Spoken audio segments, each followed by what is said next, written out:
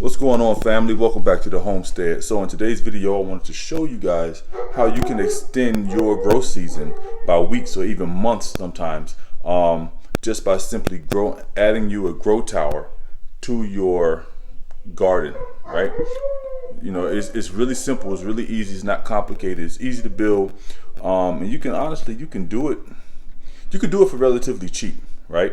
You don't have to do things the way that we have it here, but you guys will get the general concept of how these things are built. So we're gonna just jump straight into it.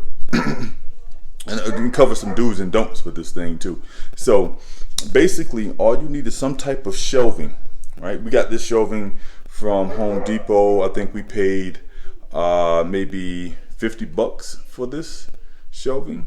I think maybe $50 for this unit. And then we went ahead and got these LED grow lights down here. Now these grow lights were about $50. You don't have to use these grow lights, okay? You don't even have to use this type of shelving. You can use wire shelving. You can find whatever's cheap, but make sure you have enough space, not to do what we're doing here with the potting mix up there, but make sure you have enough space for the amount of things that you plan to grow for that year, for that season, right? Because you don't want to get something too small and then find that you can't put all your trays and all your stuff on it, and you find yourself having to shuffle things around, trying to make more room, and maybe you're reducing the amount of things that you're growing because you want to grow a little bit of everything. Like, just to avoid the complications, make sure you get a shelf that's going to be big enough to hold everything that you plan on growing, right? Or else you might have to buy two, right? You might have to buy more than one. Okay, so that's number one. Make sure you have adequate space on the shelving for what you intend to grow. In terms of the lights, we got the LED lights, like I said, but you don't have to have the LED grow lights. These are actual grow lights. We got it from Home Depot for like $50 a piece, and we ended up with 7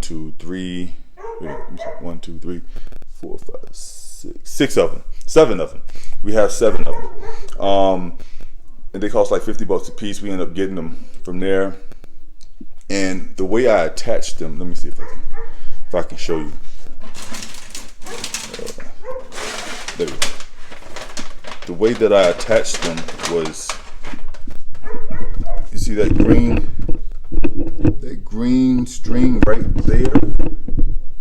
I just basically like zip tied it. Well, that's not even a zip tie. That's just a twist tie. I just basically twist tied it to the rack, to the shelf. That's it, on both sides. So there's like two zip ties on this end, and 2 zip ties on that end of the grow light. So, and they're just, like I said, not zip ties, sorry, twist ties. There's 2 twist ties on both ends, and it's holding it to the shelf. Now, I want you to keep in mind, now you just saw this one over here, right? And you see this box, this Home Depot box that we got right here. That's because when I twist tied them to the shelf, I didn't take into consideration that the shelving is so far from the light. The shelf itself is so far from the light. So what's going to happen is you're going to start to get leggy vegetables as they grow because they're stretching towards the light because the light is so far.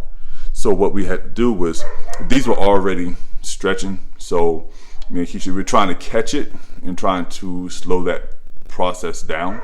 So all we did was, I just went in through a box under here to make the trays closer to the light, right? But as you can see, this becomes a problem because if we do it like this, we can only put 1 tray. I mean, we could turn it sideways, right? We could always turn it sideways and fit another tray up there, so it won't be that big of a deal. So we could do it like that, and now add another box and tray over here. But that's the box is there just to make the plants closer to the light, right? So make sure that when you do build your unit, you take that into consideration. You keep that in mind. So what you can do is that instead of twist tying everything to the shelf. You can put chain or rope or something and kind of dangle it and bring the light lower. That way when you put your plants here, they're not so far away from the light. I'm gonna go back on it over here because this one the light is a little bit better, right? So now you have your grow lights. Oh, another thing that we've done. Let's see if I can show you this. Is I have my grow light set on a timer, right? This is a little cheap timer. I think I got from like the 99-cent store or something for like a couple of dollars.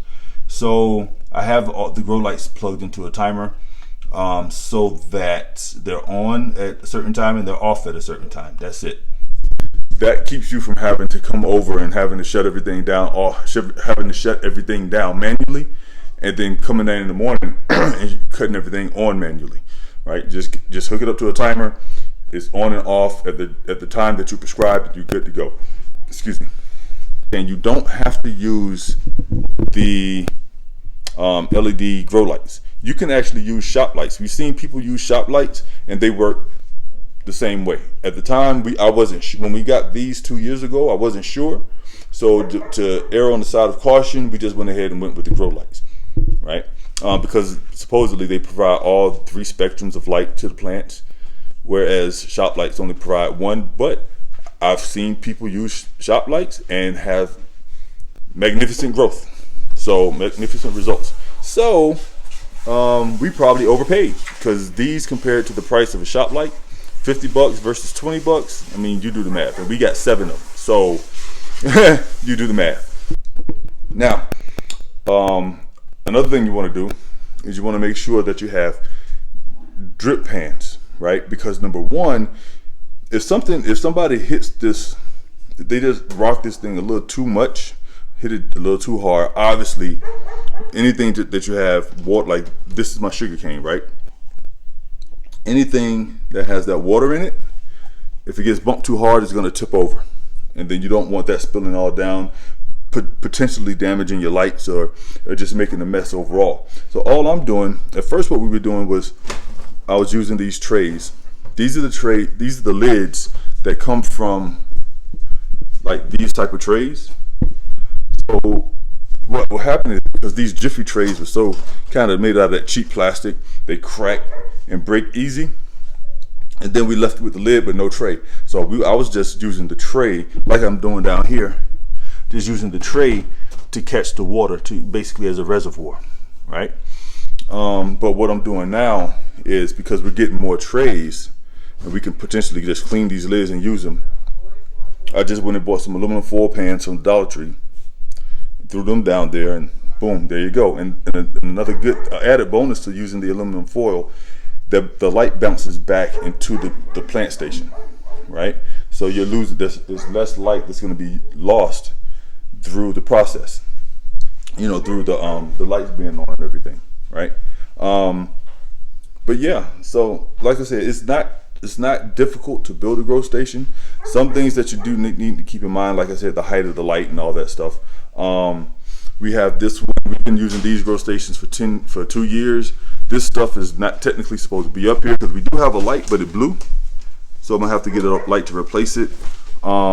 We've even been able to build a grow station for like bigger things, like little trees or plants or larger plants that can't fit on the grow station.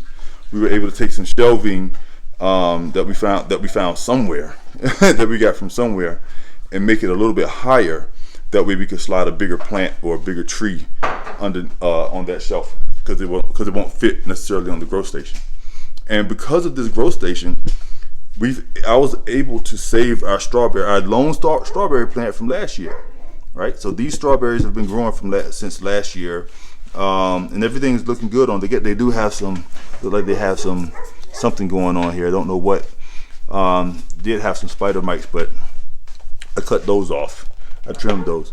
We were also able to preserve this. What is this? A boysenberry? It's a boysenberry tree that Paul gave us. One of our garden neighbors gave us when we went to his house a couple of months ago. And look, we were able to just keep this thing going. And it wasn't even this big. Oh no! It wasn't even this long, y'all. It was like really short. As a matter of Yeah. fact, I think it was just this piece right here. Yeah, I think it was just like this one right here and this right here. Now look, it's nice and healthy. So this is going out in the garden this year. Don't pay attention to the mess, y'all. This is our workstation, our inside workstation. That's Corey's mess. This is my mess, so I have some cleaning up to do.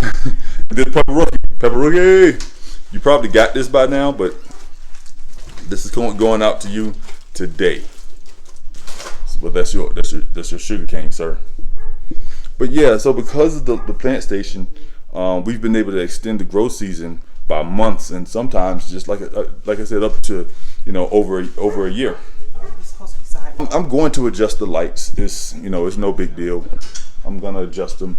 I just have to just go get the chain or whatever to just be able to adjust them up and down. Because once you get if you have the lights adjustable, as the plant grows, you can raise and lower the light as needed. So that's what we're gonna do. But like I said, it's not simple. I mean, it's not complicated. It's super simple. Extends your growth season, lets you grow things comfortably, things that normally wouldn't. Like right now, we couldn't grow that sugar cane like that. Right now, it's too cold. Same thing with the pineapple. Right, the pineapples. This is a fig cutting that I took last summer, last fall, at the beginning of the fall, and it's doing really good in this cup. It's time to up pot it though. It's looking really good right now. So this thing allows you to do things that you normally wouldn't be able to do. Okay. Yeah, like I said, this has just become kind of a storage rack because there's light blew out, but I'm gonna get another light for that. So yeah, guys, definitely look into it if you haven't already. Definitely look into getting your growth stations built. We didn't put a light down there because I didn't want to have to do all that squatting all the time to get that low, but and it just happened to turn out to be a really good space for storing our fertilizers and cheap garden materials that we got on sale at the end of the season last year from Home Depot. This stuff was like $1 a piece. Crazy, right? $1 a piece for some things these things normally cost like $16 a pop, but we got them for $1 a piece. I was buying stuff I ain't even need. We were grabbing stuff just because it was $1. But yeah, so anyway, that's it, guys. Just wanted to show y'all the plant station and how it can look, how you guys can build it. Some things to consider as far as distance of the light from the distance of the light from the plant trays. All right, guys. So that's it for us for today. Just wanted to show you what's possible with your grow stations. If you don't have one, I highly recommend you getting one or two, because you could do a lot of things with this. You can start things right now, like we're about to start our spring garden, and we're about to throw everything in some soil and throw them on these grow stations and let Mother Nature do the rest. All right, guys. So that's it. Y'all take care until next time. Peace out.